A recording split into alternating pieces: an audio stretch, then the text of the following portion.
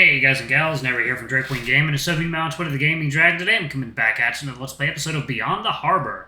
So y'all, before we jump into it, just want to let y'all know that our Patreon is now up for as little as $5. Y'all can help support the channel, get some awesome rewards like permanent access to our community Discord server and full access to upcoming not safe for work videos. Anyway, y'all, let's go ahead and jump right back in. Alarm chain, we're up, and let's go. Alright. You see, your observations are completely invalid. I blink. What? I didn't choose my own major, dumbass. Mom forced me to go to college so I can keep the family business going after she croaks. He leans further back into the couch. I'd have quit a long time ago if that didn't mean getting cut off. There's a sort of quiet to his tone that throws me off. He sounds defeated. I'd be a fool to miss this opportunity. Sorry, Trevor. Please be patient. Well, what did you want to do with yourself? Meh. I flipped my notebook back to the page I started on Sam and began taking notes. If I had it my way, I'd wrap myself around a beautiful person's little finger. His tail makes its way from my shoulder to my arm, and I do my best to keep my neutral expression. There's that look again.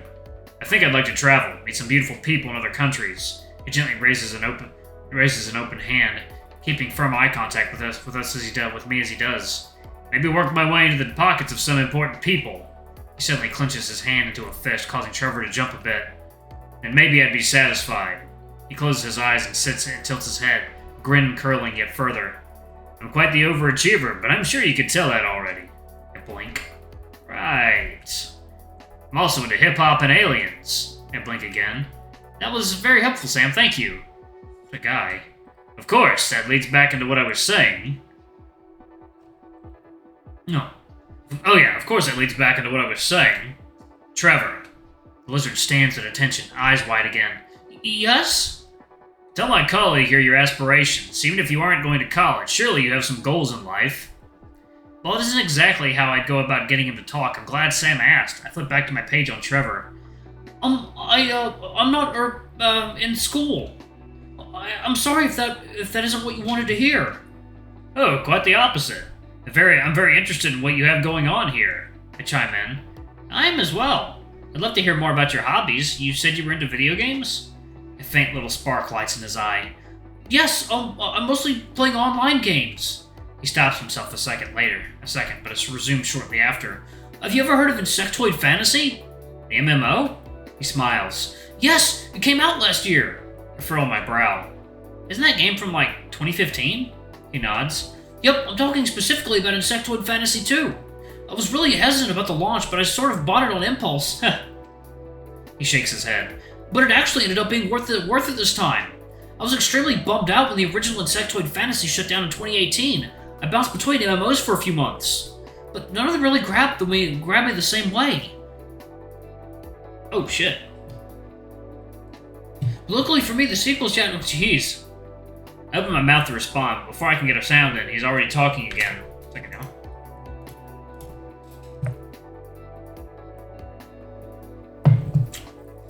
Damn, this music is good. Oh my god. Alright. I put my pen down as he continues. Oh my god. I look over at Sam, who's retreated back into his phone. Though the lizard was hesitant at first, Sam's continued prodding was pretty successful at getting him to open up. I don't approve of his methods, but I'm thankful he could do what I could not. But the raid progression started. A lot of people are unsure of how. My methods haven't been quite as successful as getting usable information. Sign her up, but there's something else I need to ask you, Trevor. He stops his babbling and tilts his head. Huh? About my gear setups for the raid tier? I shake my head. No, as interesting as that is, there's something I need to know more. I take a deep breath and exhale. What do you know about the disappearance of Oliver Blanche? As soon as that name passes my lips, the atmosphere of the room changes altogether. Any sort of joy that had been radiating from the lizard's scales evaporates into the air like a late morning dew. He stares at me, mouth wide open as his posture shifts. I fold my arms, balancing my notebook in my right hand. I bore my gaze deeper into him, keeping my own posture firm and expectant. His irises continue to shrink as he stammers. Trevor, please. His obvious discomfort fills the entire house. The fact that this question puts him in such a distressed state tells me everything I need to know. Sam was right on the money. This is a lead, a big one at that. How much does he know himself? You aren't in trouble, Trevor. I'm just trying to figure out what happened to Oliver, and my associate here had a hunch you may know something. Please. I softened my gaze. Can you please tell us what you know? Anything will do. Anything you know about him. Ugh. His tone trails off and he slumps over. I knew him. Yeah, you did. I used to see you follow him around when you were in high school. Trevor stiffens up at this revelation, despite how casually the cat said it. I shifted my glance over to him, but he hadn't even looked up from his phone. Yes, but it isn't like that. I mean, I didn't know him, but... No, I never talked to him. He yelps before his posture slips and his life drains out of him again. I never got the courage. His head follows his shoulders and slumping, utterly defeated. Savage by Sam again. Saved by Sam again, savage by Sam. I can still recover this without him. I understand, I really do. I've been in the same position, able to talk to people I've been interested in. It can be hard. And when the opportunity slips, it leaves you with a lot of regret. It can be hard, but it does always mean that the opportunity is gone forever. But it doesn't always mean, okay. I stand up and approach him, hand outstretched. Oliver may still be out there somewhere, but that's why I want to find him. He may even want to see you too. Just as I reach out to the lizard, however, he begins to shake. Violently. No! You don't! His hands ball up into fists as he jerks his head up to look at me. His eyes are full of disgust, whether they're for himself or... You don't understand! Nobody does!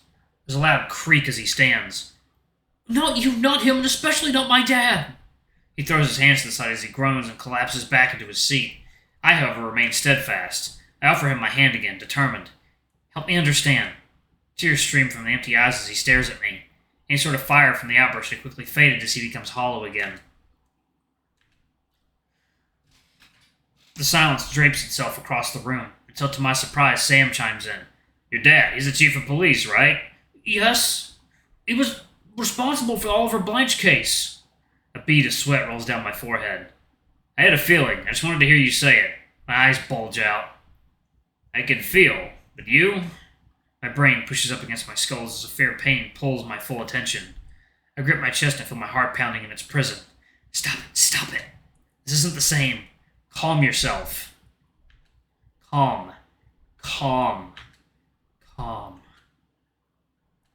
When I come to, I'm just where I was, arms outstretched to this strange man. My goal hadn't changed, even my perspective had. Trevor, please, can you help us? He squints his tear-soaked eyes, a soft glint of light being snuffed out as he does. I don't think I can. His voice drops to a whisper. My dad would never want me to dig this all back up. I remain silent. I couldn't force him. Trevor, Before I can continue, I'm interrupted by my phone going off. Fucking hell, what timing? I reach into my pocket to silence it, but just as I do, my better judgment decides against it. Sorry, I have to take this. Slightly shocked, the lizard simply nods. I turn tail and walk back to the front door. Stepping back into the pleasant November weather again was akin to being reborn. Something else had changed, though. It couldn't be any later than 5, but the sky was already displaying it if it were late evening. Between that and the fog, things are weird here on the East Coast. Drawing in a deep breath, I reach into my pocket and pull out my phone. Restricted number. Well, it isn't Mom. I drag my finger across the accept call icon and raise it to my ear. Hello? Hello, this is Veronica Henderson, reaching out to Juan Carlos Santana. Even if she hadn't introduced herself, I'd have recognized that voice immediately. Yes, this is him. Wait, you have to proceed carefully. Cool your heart. She doesn't know that you know her. Like, no.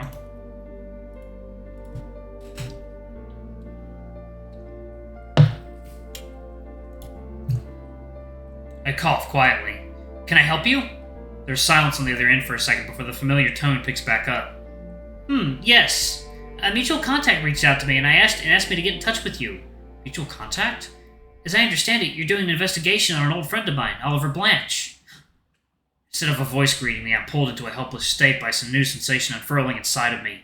The deep, groaning orchestra of a lost memory bubbles deep in my stomach, its cry bouncing off the fleshy walls of its new home. Ooh.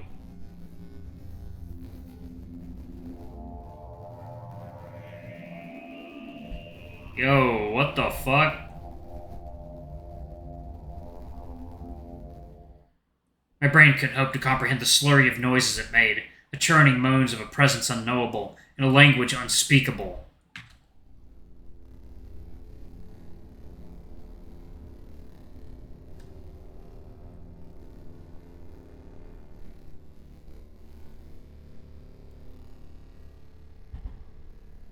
The deepest part of my throat aches. I feel its appendages dig in as it attempts to climb out of me.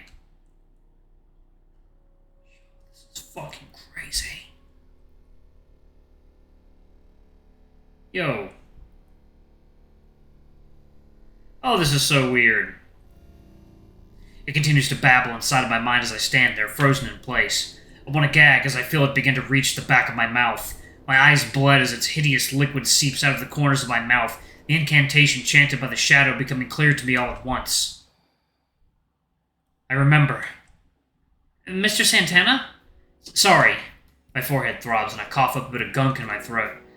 I felt off there for a second, but it seems to have passed. But yes, that's me. A short silence lingers before she responds. Yes, it's been a pleasure to meet you, Mr. Santana. I smile. Likewise. If you don't mind me cutting right to the point, a colleague of mine had contacted me, telling me that you were leading an investigation into the disappearance of Oliver Blanche. Correct. And you're an independent investigator, right? You don't work under any particular jurisdiction. No, ma'am. I'm just about as independent as you can get. She breathes out a long sigh. All right. Good to hear. Allow me to properly introduce myself while I have the time. My name is Veronica Henderson. I've been Ollie's friend ever since we went to elementary school together. As far as I can tell, aside from one other person, there's venom on her tongue as those words pass her lips. I've been the only person in his life he's felt close to. Therefore, as my contact suggested, I'd be an invaluable asset to your investigation, Mr. Santana. I'd be glad to accept any help you can offer. I lean up against the house, crossing my legs. Though, if you don't mind me asking, our mutual contact wanted to remain anonymous for whatever reason. I blink, mouth hanging open. Yeah, I was shocked too. Last person I expected to hear from this morning. But to mention his bizarre request that I wait to call you until just this very moment. What is he? It could have been worse timing, though. I was just stepping out from work and I had a spare few moments to give you a call. Like, you know. I chuckle. Did I say something funny? Nothing of the sort. I'll play along with your little game for now. Can't let you know that I've taken the upper hand again. Right, well, I hear the sound of an engine starting. A car? I'll need to be going. I have a class to teach this evening that I can't afford to miss. As soon as I have some spare time in a day or so, I'll get a hold of you again and I can answer any questions you have. That sound okay? I nod. Not that you can see it. Understandable. Looking forward to sitting down with you and hopefully finding some answers together. Well, so long as you can bear the weight. I clutch my stomach, laughter bursting out of my mouth. Okay, Mr. Santana. I'm sure I missed whatever joke you thought I told. I try to respond between bursts of laughter. No, you see, hey, I saw what you did there. You said you hoped I could bear the weight. He pauses for a solid second before responding. Yes, and? You're a bear! Another intense round of laughter fills the early evening air. And it's met with silence. And, forgive me, I'm a bit of a sucker for a bad joke. Right, I need to go. Goodbye, Mr. Santana. Before I can respond, she hangs up. Yeah,